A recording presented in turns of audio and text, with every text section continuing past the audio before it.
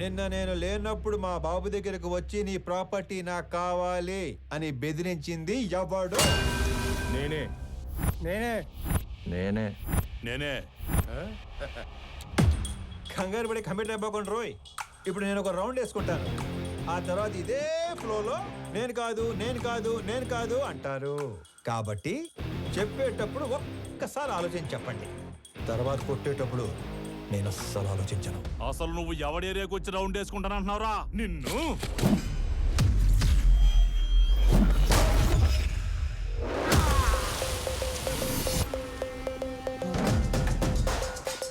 ఇంకా మాట్లాడుకుంటానే ఉన్నాం కదరా, అప్పుడు ఎందుకు కొట్టావండి?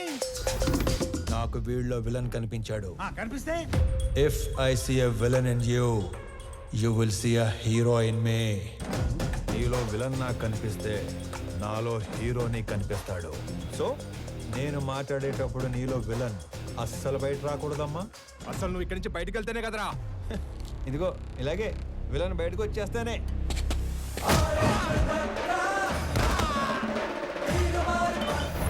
ఇలా హీరో చేస్తాడు. అదిగో నీలో కూడా విలన్ బయటకు వచ్చేసాడు.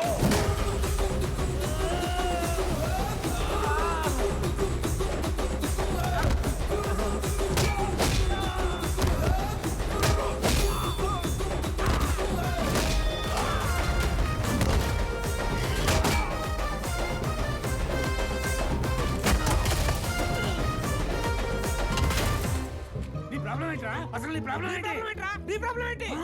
అది కాదన్నా, మనలోంచి విలన్ బయటికి వస్తే అన్నలోంచి హీరో బయటికి వస్తాడని ఆల్రెడీ చెప్పాడు కదా. సైలెంట్ గా ఉండమంటావా? ఇదే ఈ కోపం తగ్గించుకొని సైలెంట్ గా మాట్లాడితే అన్న చాగంటి కొట్టేశ్వర లాగా చక్కగా సమాధానాలు చెప్తాడు. నీ ప్రాబ్లం ఏంటి తమ్ముడు? అమ్మ పళ్ళు తెమ్మంది. మరి ఫ్రూట్ షాప్కి వెళ్ళాలి కదా. నిన్నెవడు ఇంటికి వచ్చి పళ్ళు గట్టిగా నూరాడంట. ఆడి పళ్ళు తెమ్మంది. అలా పళ్ళు నూరితేనే పళ్ళు రాలిపోతాయని చెప్పింది అక్కడ. నువ్వు ఇంకొంచెం అటు తిరుగు. అసలు నీ సమస్య ఏంటి తమ్ముడు? నాకింకా పెళ్లి కాలేదు. ఇంట్లోనేమో సంబంధాలు చూస్తున్నారు. అందాక నేను పంపమంటావా? నీకు ఆ బిజినెస్ కూడా ఉందా? అసలు నన్నేమనుకుంటాడు వాడు? నన్నేమనుకుంటాను అసలు? హ్యాపీయా? సల్లారిందా? ఇలా దగ్గర నీడు నా జీవితంలో ఇంత క్లారిటీ ఉన్న వ్యక్తిని నేను ఎప్పుడు చూడలేదు. నీకోసం అడగడం సరిగ్గా రాక అన్న మీ దగ్గర పెట్టుపో నవ్వో. ఇంకొంచెం అటు తిరుగు. తమ్ముడు అన్నయ్య. నేను ఎవరినో బెదిరించానన్నావు. రోజు 10 మందిని బెదిరిస్తుంటాం. అందులో మీ నాన్న ఎవరు నాకు ఎలా తెలుస్తుంది నానా? ఒక్క సెకండ్.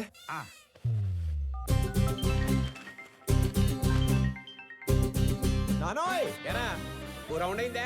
అయింది. ఎంటర్టైన్మెంట్ రౌండ్ నడుస్తుంది అంతేగా? అంతే అంతే. నాకు చూపించు. ఇదిగో.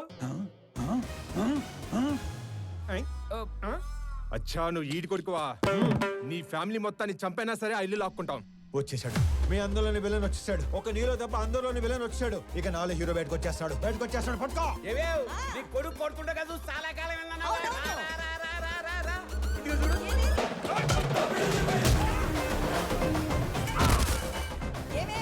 మీ అన్నయ్య కొట్టడం చూసి చాలా కాలం అయిందన్నావుగా.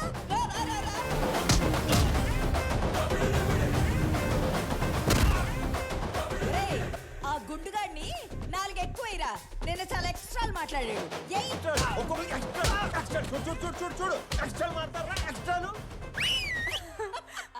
మీరు ఊరుకోండమ్మా. ఏ క్లాస్ పిల్లలు రెచ్చగొడుతున్నారు.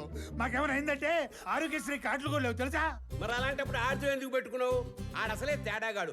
ఆడే రెచ్చగొడతాడు, ఆడే కొడతాడు. ఏం చేస్తాం? మా టైం బాగాలేక పెట్టుకున్నాం. అమ్మో, టైం అంటే గుర్తుకొచ్చింది. ఒరే ఆఫీస్కి వెళ్ళవా? టైం అయింది. మర్చిపోయాను. అదొకటి ఉంది కదా. ఇంకో చిన్న వార్నింగ్ ఇచ్చి బయలుదేరతానే. మా నాన్న ఒకటే చెప్పాడు. ఏమని? ఏదైనా గొడవ వస్తే అస్సలు ఆలోచించకుండా ఎరగదీసేమన్నాడు. నేను కామన్ మ్యాన్ కదా, ఇది సరిపోద్దిగా.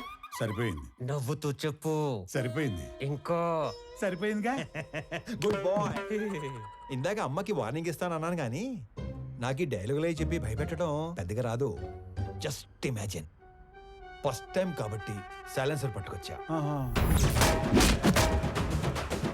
మళ్ళీ ఇదే రిపీట్ అయితే ఈసారి సైలెన్సర్ కాదు, కత్తి పట్టుకొస్తా.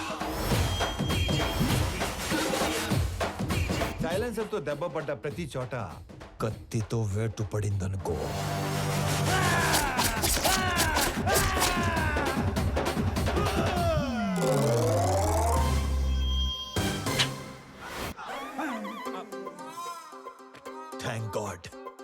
పట్టుకు రాలేదు కాబట్టి నీ చేతులు ఇంకా నీతోనే ఉన్నాయి.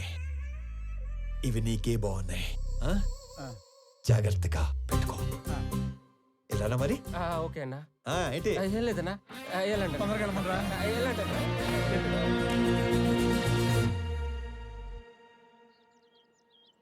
ఆనంద్ ఎక్కడా? రెడీ అవుతున్నాడు.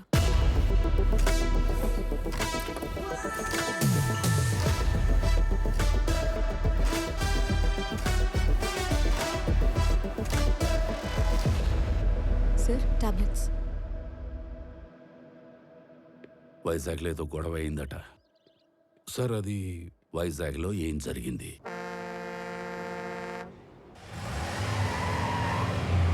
హైదరాబాద్ నుంచి సర్వే చేసేలాగా సర్వేలెన్స్ పెట్టించాను. ఆల్రెడీ లైన్స్ తీసుకున్నాం సార్. కనెక్ట్ చేయడం ఒకటే బ్యాలెన్స్. మీరు ఒకసారి వెరిఫై చేస్తే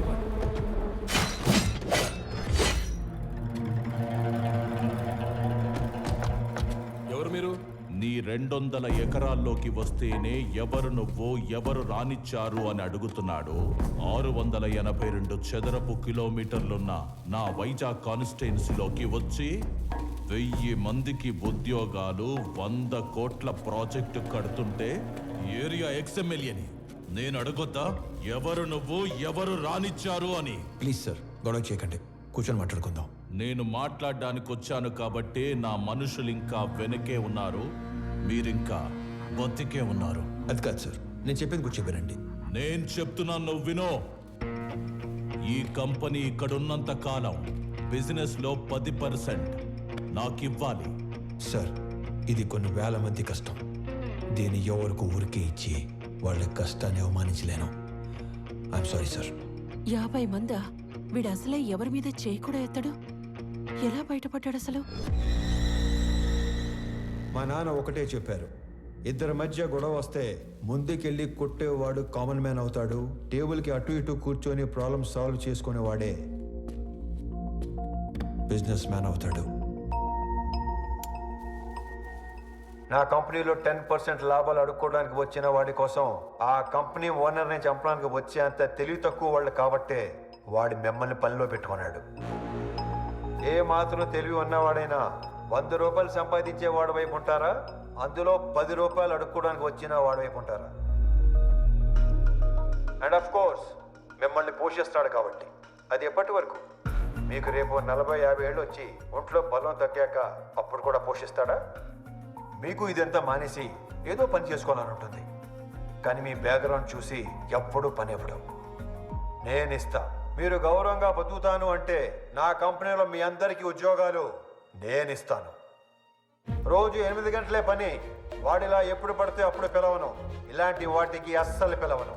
60 ఏళ్ళ దాకా పని, దాటాక పెన్షన్. చచ్చేదాకా ఎవ్వడి మీద డిపెండ్ అవ్వక్కర్లేదు. నా కంపెనీకి డెలివరీ బాయ్స్ కావాలి. ఈ ఏరియాలో అణువు తెలిసిన మీకంటే క్వాలిఫైడ్ ఇంకెవరుంటారు? ఆలోచించుకోండి.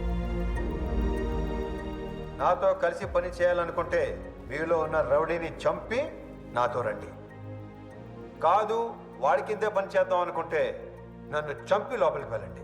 వాడేంటో కథలు చెప్తుంటే వింటారేంట్రా? ఏసేయండ్రా.